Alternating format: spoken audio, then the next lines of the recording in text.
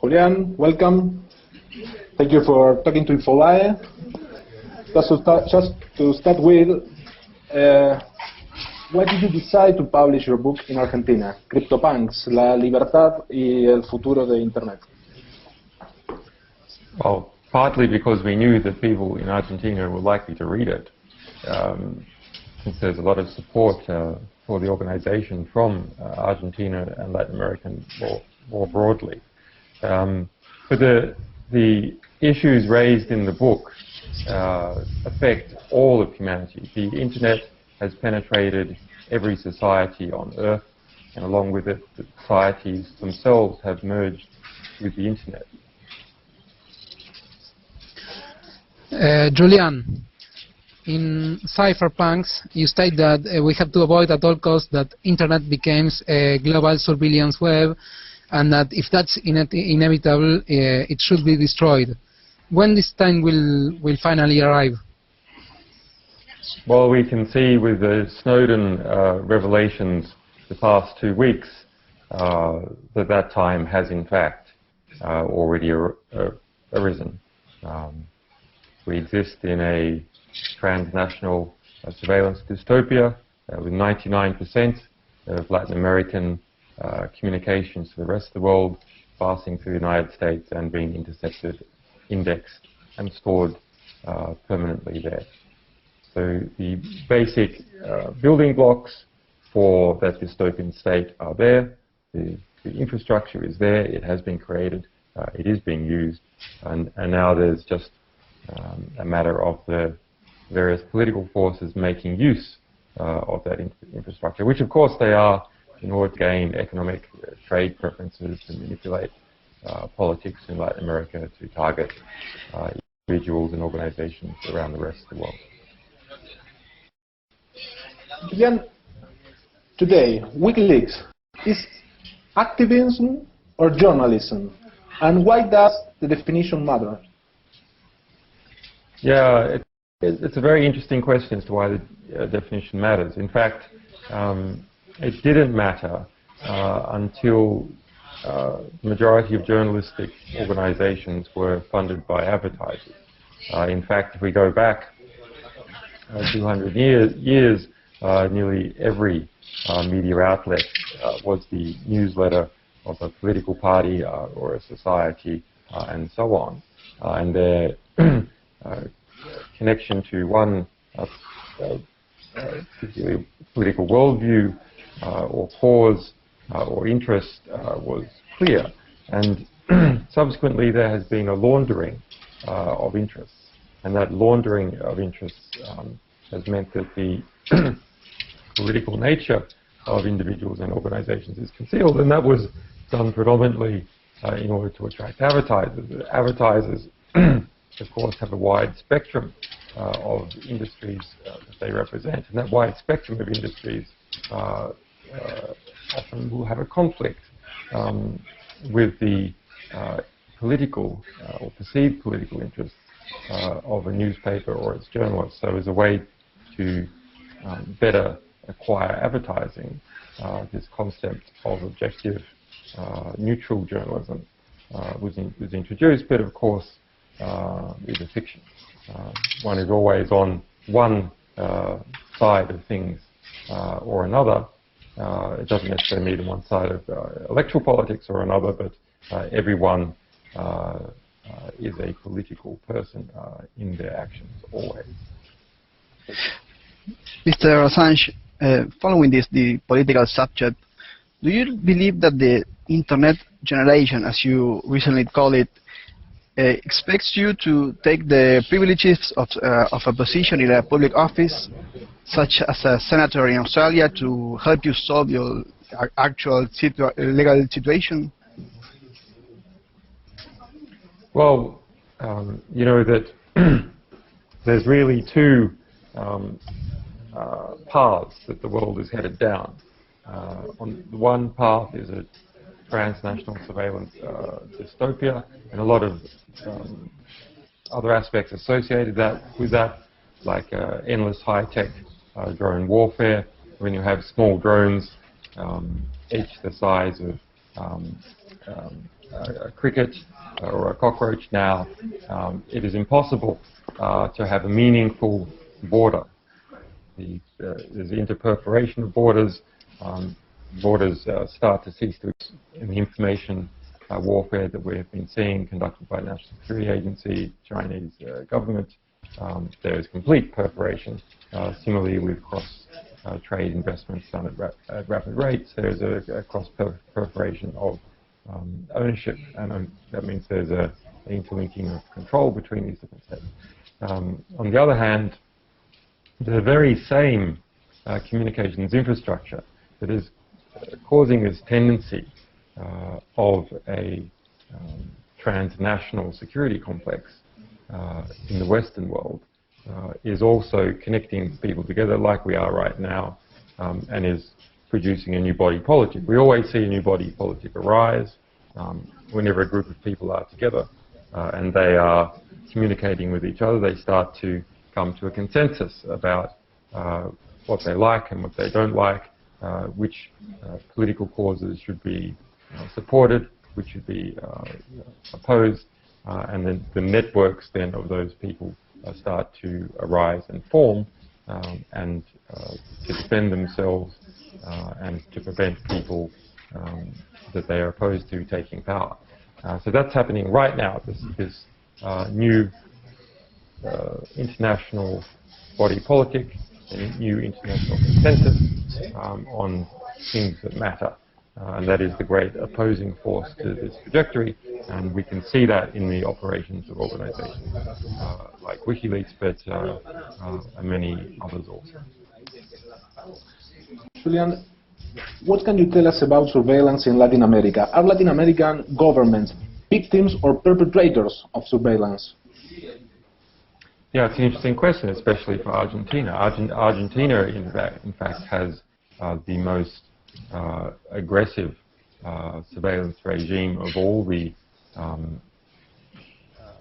medium-sized Latin American states, but it is nothing at all compared to the United States or the United Kingdom or China. There's a rapidity of surveillance measures that has been and identification measures that have been rolled out in Argentina, but the degree of surveillance is not significant when compared to the United States, which is conducting surveillance on the whole world, intercepting 1.7 billion telecommunications per day.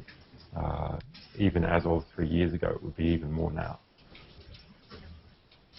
Excuse me, Julian, why did you say that Argentina is one of the most surveilled countries in Latin America recently? Because of the biometric systems that have been rolled out in passports, at passport control, the number of companies providing surveillance services to Latin America, to Argentina. And you can have a look at wikileaks.org/spyfiles to see some of the range of companies involved in providing those services to government. I want to ask you, because, well, of what you are saying about Latin America, what's your response to the criticism that it's contradictory to you to seek asylum from a government that it's cracking down on free press like Ecuador, or, well, that's what they say. Yeah, this is quite interesting. I mean, it's not a serious sort of question. We don't talk about whether refugees are being hypocritical or immoral when they seek asylum in the United States, despite its executive secret kill list, secret courts, and so on. And no one is alleging that Ecuador is engaged in that kind of contact. This is an attempt to move away from the real issues. The real issues, of course, is why someone needs to be in a position where they are seeking asylum. Julian, do you think Edward Snowden could end in Venezuela? What's your opinion about that country, or do you have an opinion about Hugo Chavez and his legacy in Latin America? Well, as you know, Hugo Chavez has an extremely important legacy in Latin America. Really the most significant political figure in Latin America over the last 10 years without a doubt. The situation now in Venezuela, of course, is not as stable as it was under Chavez. You have a new government, a new president who are finding their way.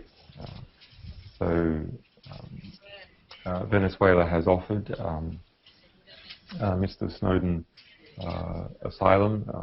Maduro has publicly stated that. That's, of course, a very good sign of the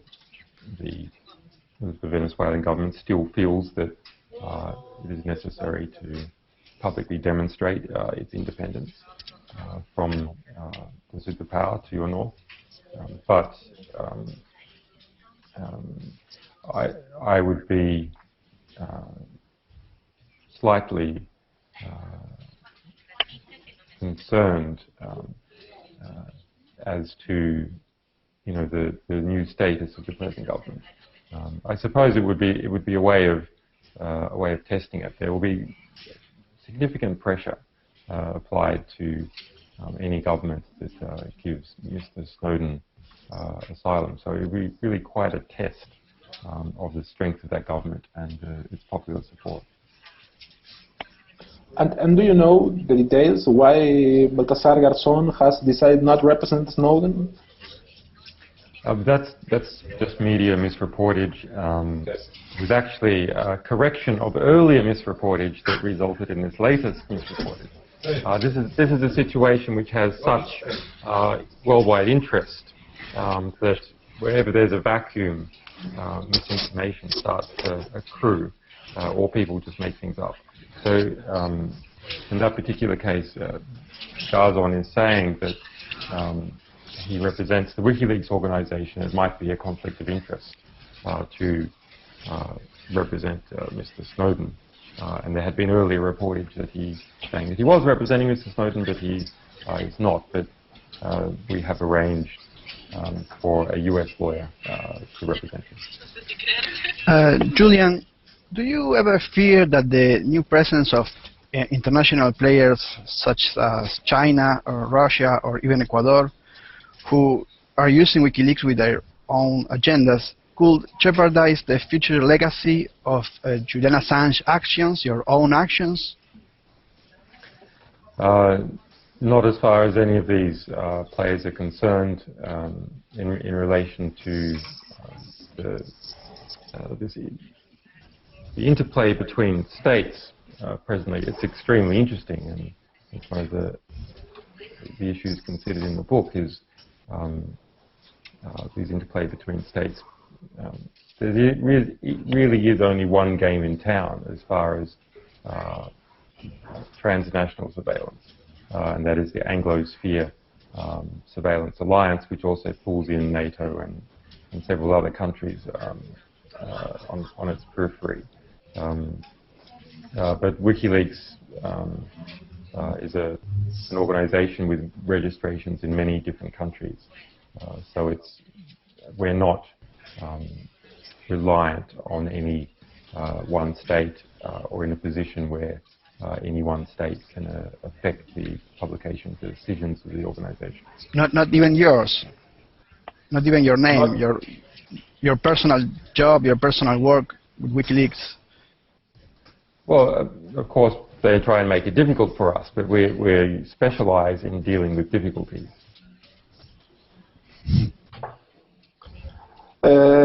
It's an interesting question, which I was thinking of the other day, that what is WikiLeaks' comparative advantage? After the Snowden affair, we were approached by a number of other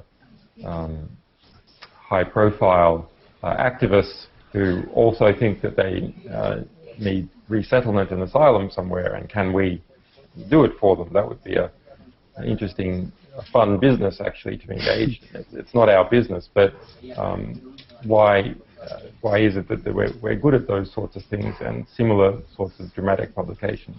It's because we're a relatively small organization with a very close team, good communications security, and mostly, really entirely very bright people in the organization. So that means we're very fast and adaptable to new situations and can go from having an idea to executing it very quickly without too many people knowing about it.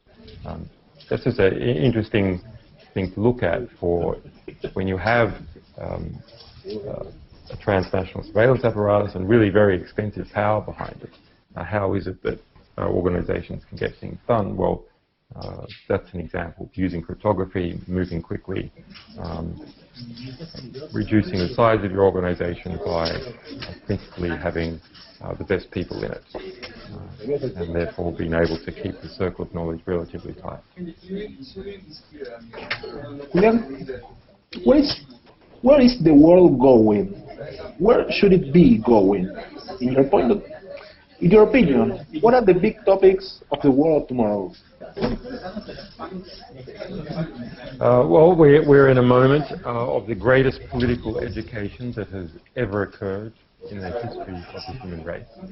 There are more people being politically educated right now across more continents than ever before as a result of the internet. And that's a great treasure. That education is happening as a result of people communicating with each other at a sort of lateral level.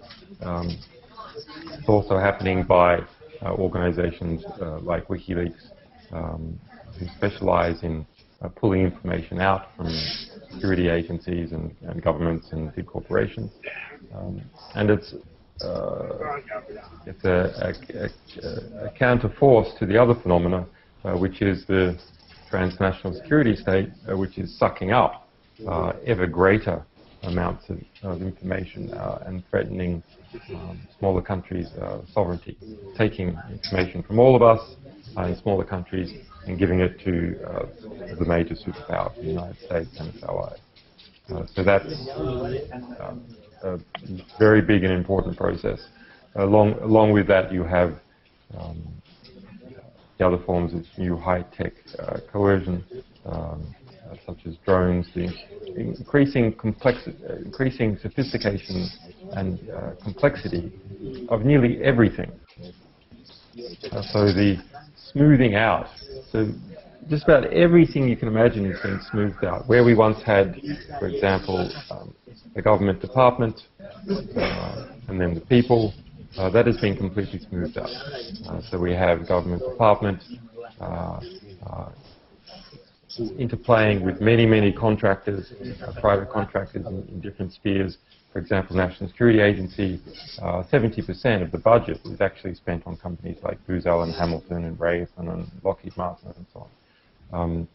The smaller companies that are subcontractors to them, the contracts about the intellectual property, swirling between them, the shareholdings, the money flows, even the personnel going through revolving doors. So this is a really smeared out thing where we once would have had a discrete individual organization and individuals in the society. Now it's all completely smoothed out. And that smoothing out process is also occurring over borders. There's a new way of, as we're making inroads against secrecy, there's a movement in the other direction, which is to hide the nature of things, not through secrecy, but instead through complexity.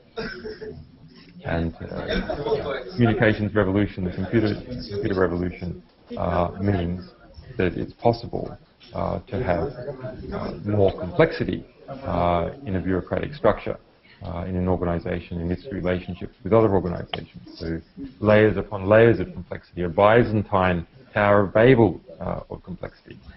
That's what's happening to governments and corporations, and it becomes harder and harder to understand them, and therefore control and monitor them.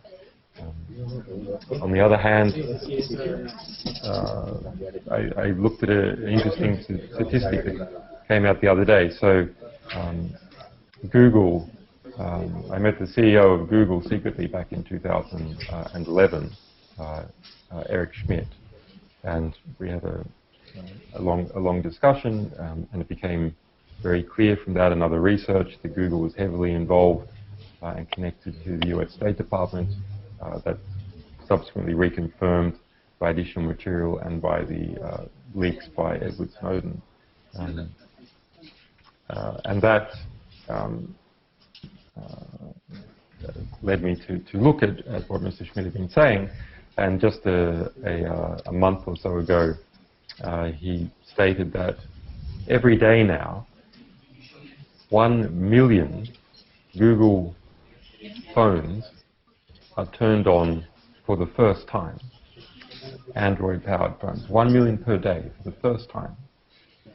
That's more than the population of the United States per year. Can you imagine? Can you imagine if your publisher was expanding by 1 million employees per day, or if WikiLeaks was expanding by 1 million volunteers or employees per day? Mr. Assange, considering that most people are willing to upload their personal information on their own in social media, what can be done to dismantle government surveillance?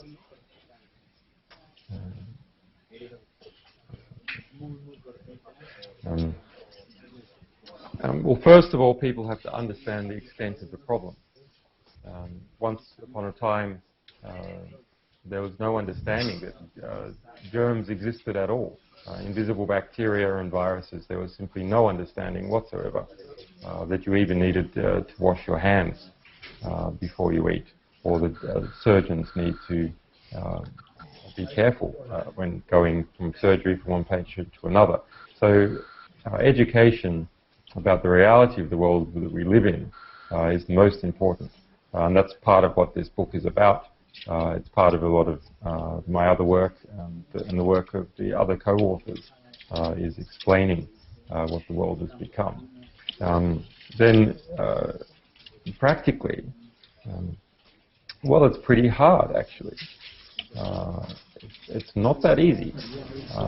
It's not that easy because we're all connected to each other, and so even if you protect yourself, you can use things like go to torproject.org and download the Tor browser, and that anonymizes your internet browsing, although it makes it a lot slower.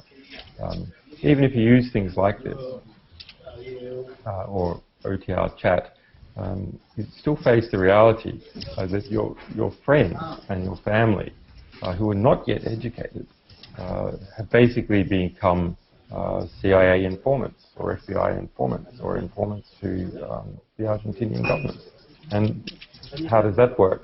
Well, they all go on and gossip about you over SMS, on Facebook. They saw you, or that they're about to see you, or they saw your friend, and so on. Facebook is now a 1 billion strong army of CIA informers. CIA informers, 1 billion strong. In countries like Iceland, there is over 80% penetration of the population.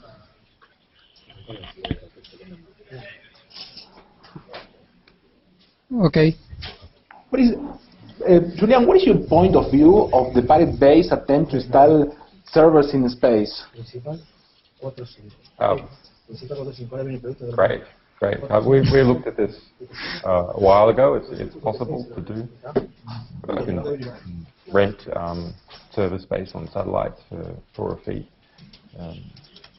Of course, the problem there is that while you may have the satellite has a ground station. And the ground station controls the satellite, and the ground station is on some geographic landmass somewhere. So that's your basic dilemma in moving to outer space. Similarly for boats, they have to be under the flag of one nation or another.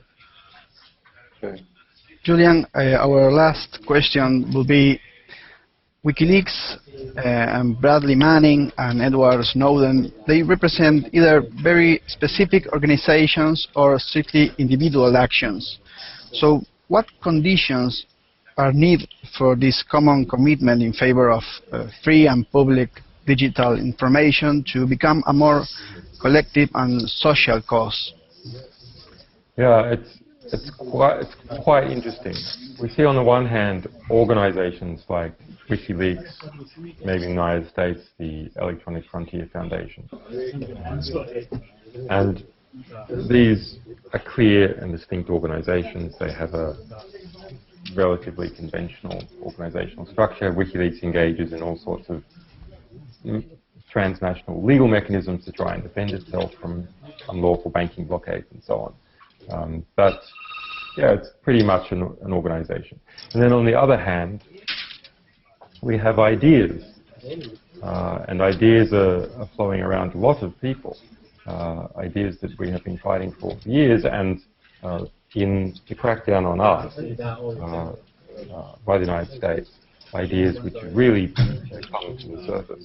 And so we see, yes, we see Bradley Manning, and we see Mr. Snowden, but we also see a number of other individuals that passionately believe in these ideas to the degree that they're willing to go to prison for them. That's quite remarkable. In between these two, clear organizational structures and clear ideas, there's a gap. There is a significant gap. In a traditional society, we would see this gap filled by, say, political parties and political party structures. That may yet happen in this new international body politic that's being constructed. If we had, say, for an example, an international electoral commission, which had worldwide elections to elect people who would be the representatives of this new view. Mr. Assange, the last question of the million. Where is Snowden going now, or where is he heading? It's a matter of delicate diplomacy, so I think it's better not to comment on it. But we can also look at why it is difficult for me to comment on it. It is difficult because the United States has made a series of bellicose threats to countries where Mr. Snowden was passing through, like Hong Kong, to Russia, and to, in fact, saying any country that assists him in some way, or which would include granting asylum. That's completely unacceptable. Asylum is a long recognized UN instrument.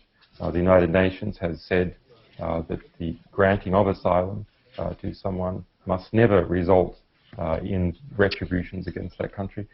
Today, in the New York Times, a large article speaking about what sort of retribution the US could take against Ecuador in relation to trade, which would cost, as they say, Ecuador some $500 million US dollars. The same trick was done by the Washington Post editorial board when Ecuador gave me political asylum, calling for the trade sanctions against Ecuador. Completely unacceptable.